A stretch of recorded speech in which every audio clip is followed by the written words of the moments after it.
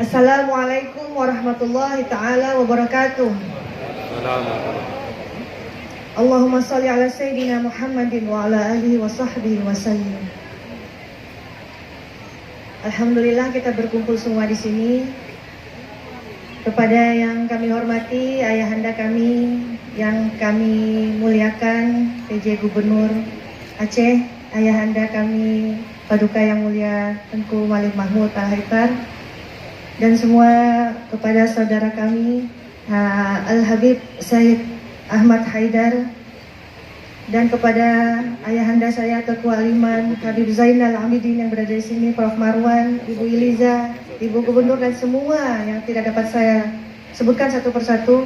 Dan terutama yang paling saya cintai adalah seluruh masyarakat yang sudah berada di sini, ibunda-ibunda kami, adik-adik kami semuanya.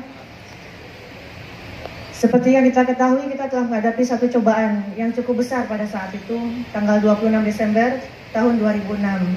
Saat itu sebenarnya saya tinggal di Jakarta. Kemudian hari itu saya berada di Banda Aceh untuk menghadiri pernikahan kakak sepupu. Dan kemudian mengalami suatu peristiwa yang dahsyat, yaitu tsunami Aceh yang menelan ratusan ribu korban jiwa. Banyak orang yang bertanya, bagaimana bisa di dalam suatu keadaan yang begitu dahsyat, begitu chaos, kok masih bisa merekam suatu gambar. Tentu saja tidak lepas dari pertolongan Allah Subhanahu wa Ta'ala. Jadi saat itu di antara semua keadaan yang cukup panik dengan gempa yang besar, saat itu gempa kita,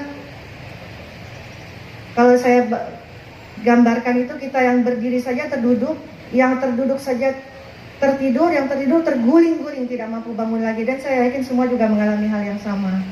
Sehingga setelah gempa, tiba-tiba dari arah kejauhan itu terdengar suara gemuruh yang sayup-sayup. Kemudian gemuruh itu tiba-tiba terdengar semakin besar, dan ini terjadi dalam waktu 0,0 sekian detik.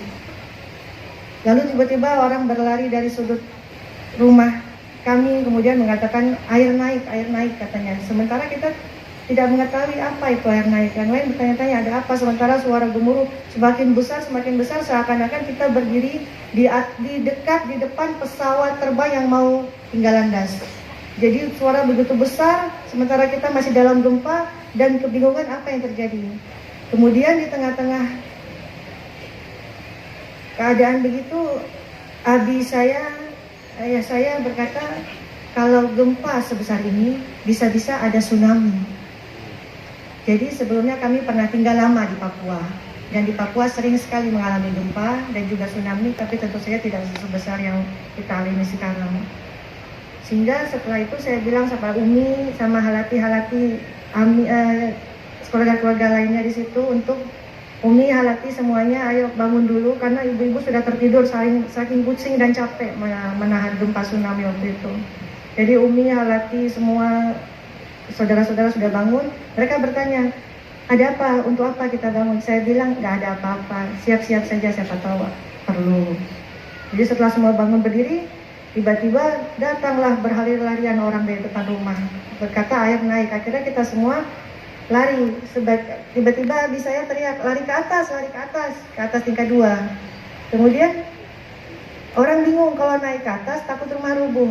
Sedangkan kalau kita lari dari terjangan air, mau lari kemana? Akhirnya sebagian lari ke atas, sebagian lari terjangan air. Itu keputusan dalam waktu 0,0 sekian detik, dan cuma Allah yang menggerakkan hati kita. Dan akhirnya beberapa saudara sempat naik ke atas, sementara saudara kami yang lainnya tidak sempat naik dan ikut berlari. Di makam sini juga ikut dikuburkan kakak saya yang sangat saya cintai, beserta keluarga kita yang lainnya. Kemudian akhirnya di tengah guncangan gempa dan tsunami itu, saya akhirnya berhasil naik ke atas teras tingkat 2. Kemudian saya terpikir waktu itu, saya bilang mungkin saya di sini yang berada di sini bisa menyaksikan apa yang terjadi. Tetapi orang yang di luar sini pasti tidak bisa menyaksikan. Di depan mata saya melihat kebesaran Allah yang maha dahsyat. Sehingga saya teringin membagikan apa yang saya alami ini kepada semua orang. Akhirnya saya bicara, ya Allah, saya meminta kepada Allah. Sambil saya terus merekam, saya bilang, ya Allah, saya tahu mungkin hari ini saya akan meninggal, saya akan mati. Saya sudah minta maaf lahir batin kepada Umi, kepada Abi, dan kepada semua. Kita bersiap-siap kembali pada Allah. Kemudian saya berdoa pada Allah, ya Allah, saya tahu kita semua sudah mungkin mau mati, tetapi yang saya tahu saya masih hidup 1 detik, 2 detik ini, apa yang bisa saya lakukan? Sehingga saya memutuskan, ya Allah, saya mau merekam video ini. Dan saya putuskan apabila nanti rumah ini rubuh, kemudian saya akan terombang-ambing dalam ombak itu, dalam lautan itu, kemudian saya mati, saya akan terus merekam. Kemudian saya katakan pada Allah, saya berdoa pada Allah, ya Allah, kalau setelah saya masuk ke dalam air, saya rekam terus sampai saya mati, kemudian ya Allah, saya titipkan rekaman ini padamu, ya Allah, tolong sampaikan kepada dunia, agar dunia tahu betapa maha besarnya Engkau. Kemudian setelah tsunami berlangsung, rumah kita karena dekat dengan laut, jadi tertimpa gelombang tuh 4 kali. Karena memang berada kurang dari 1 kilo dari lautan. Dari rumah sebenarnya tidak bisa melihat jarak pantai, tetapi setelah terjangan ombak pertama, pantai terlihat dekat sekali, bahkan bisa melihat ujung pantai. Akhirnya saya terus merekam, kemudian setelah ombak pertama menerjang, kemudian kembali lagi tertarik ke laut, saya pikir mungkin saya tidak jadi mati. Oh, sudah selesai. Ternyata datang lagi ombak kedua, dan dalam video itu sempat saya rekam ombak kedua. Kemudian saya berpikir mungkin inilah saatnya saat terakhir kita. Dan terus merekam. Akhirnya setelah ombak keempat mulai reda, air tetap tergenang. Kemudian saya berpikir, ini saya masih hidup. Berarti amanah yang saya titipkan kepada Allah, Allah kembalikan lagi kepada saya. Saya harus berusaha berjuang menyampaikan ini sendirian kepada dunia. Yang saya terpikir, Aceh saat itu sudah kacau balau, sudah porak-poranda, tentu tidak ada sarana apa yang bisa saya kabarkan, sehingga saya bertekad, saya hari ini juga harus kembali ke Jakarta untuk menyampaikan pada stasiun TV. Dan kalau dibayangkan, subhanallah, bagaimana bisa seorang yang terkena tsunami, tidak punya lagi uang, cuma tinggal baju robek-robek, berdarah, berlumpur, tetapi alhamdulillah bisa Allah antarkan sampai ke Jakarta, langsung ke stasiun TV, dan bisa saya sampai. Bagaimana caranya tuh, Allah lah yang bantu semuanya. Jadi alhamdulillah bisa tersiar dan kita bisa melihat sama-sama, dan alhamdulillah dengan adanya itu mudah-mudahan bermanfaat kepada semuanya, sehingga tercapailah tujuan saya merekam itu, supaya apa yang saya rekam itu, apa yang saya lakukan dalam 1-2 detik hidup saya itu dapat bermanfaat, sisa umur saya dapat bermanfaat untuk orang lain. Alhamdulillah banyak sekali pelajaran yang dapat dipetik dari pengalaman yang saya alami, terutama juga kepada generasi muda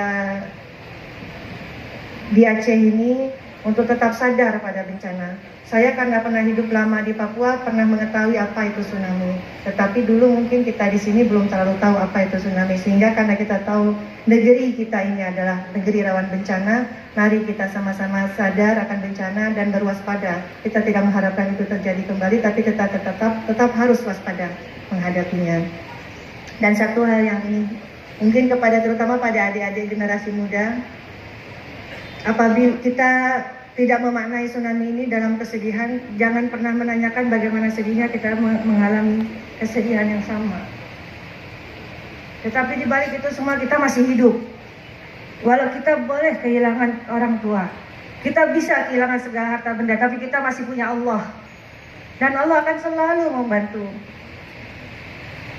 Apapun yang terjadi, tetap harus semangat untuk membangun Aceh. Ingatlah seorang perempuan kecil di atas teras rumah itu yang walaupun sudah mau mati, tapi tetap untuk semangat membangun negeri.